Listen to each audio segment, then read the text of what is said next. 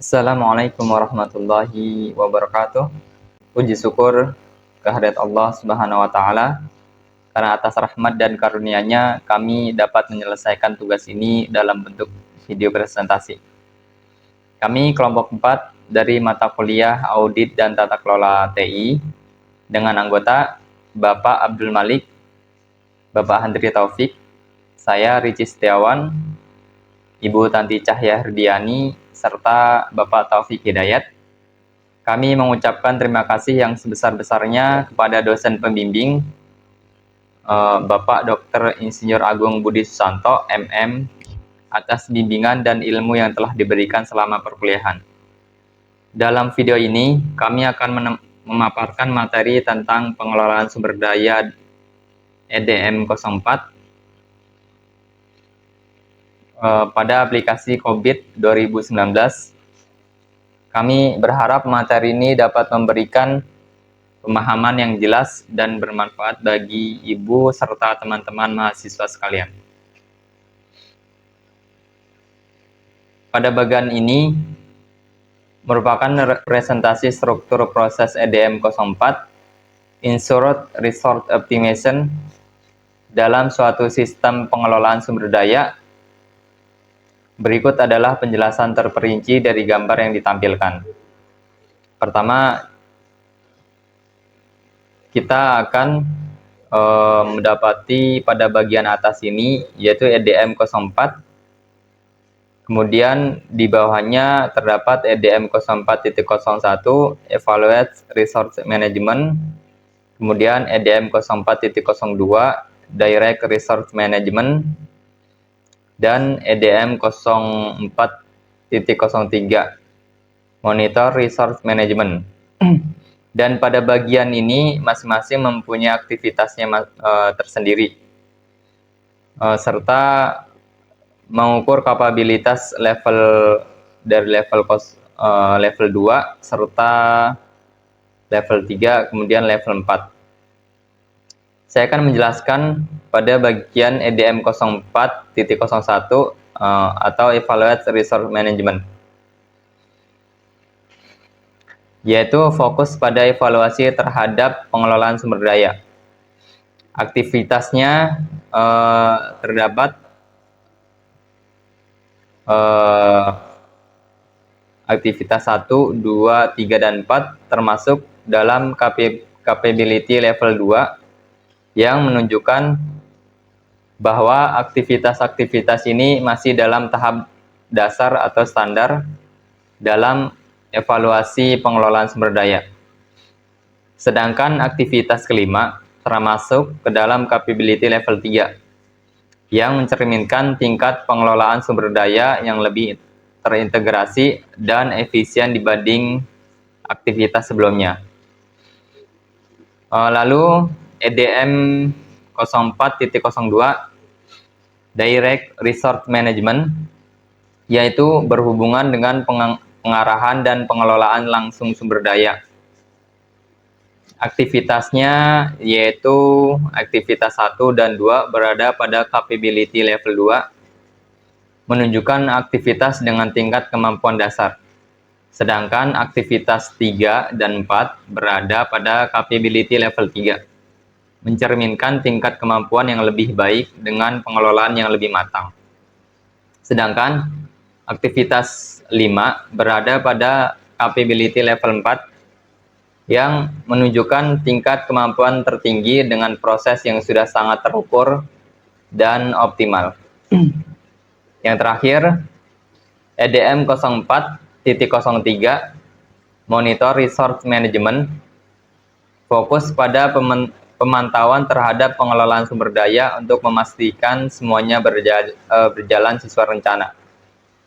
Aktivitas ini semuanya pada subproses aktivitas 1, 2, dan 3 berada di capability level 4 yang menunjukkan tingkat kemampuan yang sangat matang dengan mekanisme pemantauan yang efektif dan terintegrasi.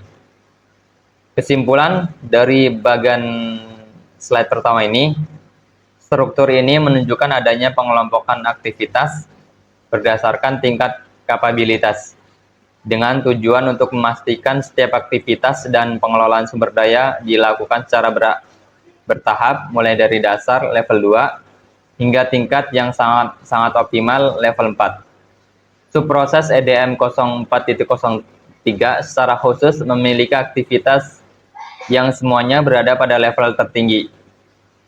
Sedangkan capability level 4 menekankan pentingnya pemantauan yang komprehensif dalam pengelolaan sumber daya.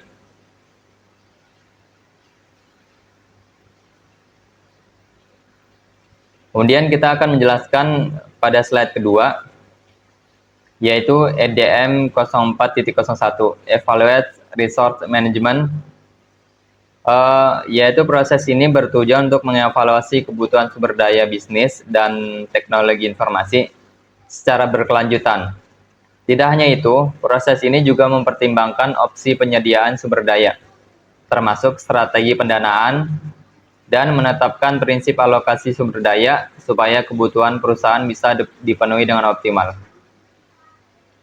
Capability levelnya serta aktivitasnya. Level kedua, analisis strategi. Dimulai dari meninjau strategi saat ini dan masa depan, lalu mengevaluasi opsi yang terkait sumber daya TI, keuangan, dan SDM untuk memenuhi kebutuhan perusahaan secara berkelanjutan. Kemudian yang kedua, penetapan prinsip utama. Tetapkan prinsip-prinsip alokasi sumber daya, seperti menentukan prioritas, anggaran, dan opsi penyumberan yang sesuai. Kemudian yang ketiga, rencana strategi. Tinjau dan sepakati strategi arsitektur sumber daya perusahaan untuk mengurangi resiko dan memaksimalkan nilai yang dihasilkan. Sedangkan yang keempat, pemetaan kebutuhan. Pahami kebutuhan untuk menyelaraskan sumber daya TI, keuangan, dan SDM sesuai rencana perusahaan. Sedangkan pada level 3, penentuan prinsip pengelolaan. Tentukan prinsip-prinsip pengelolaan yang terintegrasi untuk mendukung arsitektur perusahaan secara menyeluruh.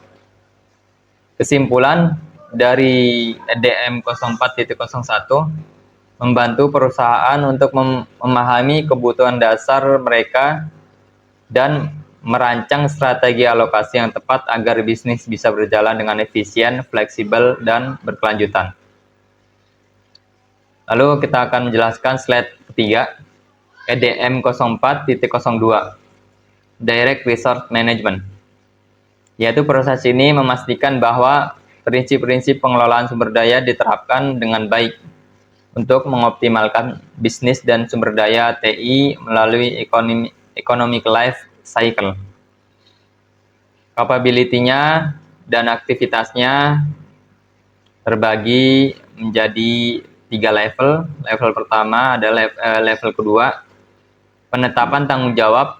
Pastikan ada pihak yang bertanggung jawab atas pelaksanaan pengelolaan sumber daya. Kemudian yang kedua, penetapan prinsip perlindungan. Tetapkan prinsip-prinsip utama terkait perlindungan dasar. Perlindungan sumber daya. Yang level ketiga, pertama, komunikasi dan implementasi strategi. Dorong penerapan strategi pengelolaan sumber daya, prinsip-prinsip, dan rencana sumber daya yang sudah disepakati sesuai arsitektur perusahaan. Penyelarasan. Sesuaikan pengelolaan sumber daya dengan perencanaan keuangan dan SDM agar semuanya berjalan strategis. Level 4, pertama, tujuan dan pengukuran. Tetapkan tujuan utama, ukuran, dan metrik yang relevan untuk pengelolaan sumber daya secara menyeluruh. Kesimpulannya, proses ini berfokus pada pelaksanaan prinsip-prinsip pengelolaan sumber daya, agar semua berjalan sesuai rencana yang telah ditentukan. Dengan adanya tanggung jawab yang jelas, prinsip perlindungan yang diterapkan, komunikasi yang efektif, dan pengukuran yang terukur, organisasi dapat mengelola sumber daya secara optimal dan efisien. Lanjut, kita akan menjelaskan slide keempat, EDM 04.03. Monitor Resource Management. Tujuannya berfokus pada memantau pengelolaan sumber daya, misalnya manusia, teknologi, atau aset lainnya. Tujuannya adalah memastikan semua sumber daya digunakan dengan efektif dan efisien, sesuai dengan kebutuhan perusahaan. Apa yang dilakukan aktivitasnya? Ada 3 hal utama yang perlu dilakukan. Pertama ialah pantau alokasi dan optimalisasi sumber daya. Pastikan sumber daya dialokasikan sesuai prioritas perusahaan. Gunakan tujuan dan metrik yang telah disepakati untuk mengukur apakah sumber daya tersebut benar-benar digunakan secara optimal. Yang kedua, pantau strategi sumber daya. Tinjau strategi perusahaan terkait sumber daya, termasuk teknologi informasi, arsitektur perusahaan, dan kemampuan tim.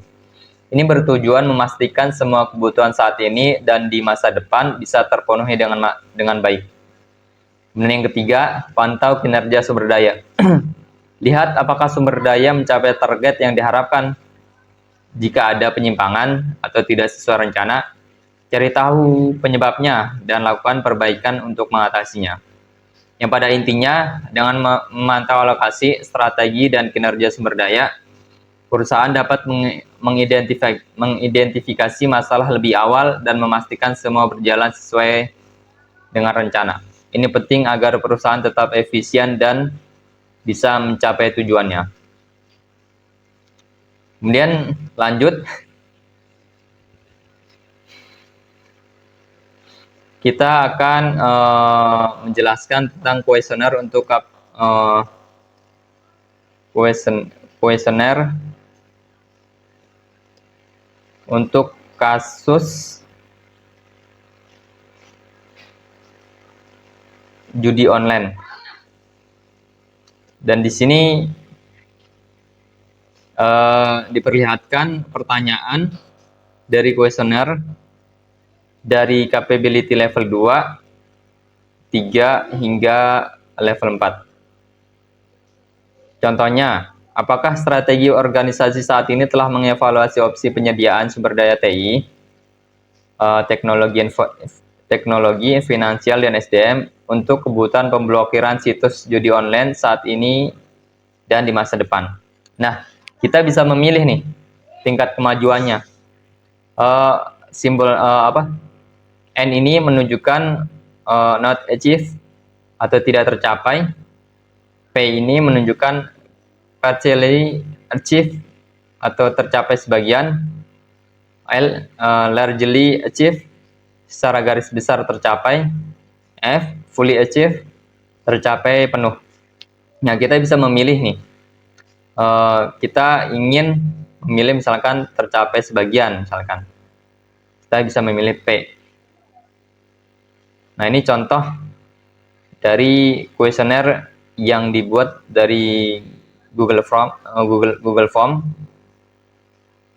dan kita akan mencantumkan deskripsi Google Form-nya agar teman-teman bisa mencobanya. Misalnya contohnya seperti ini.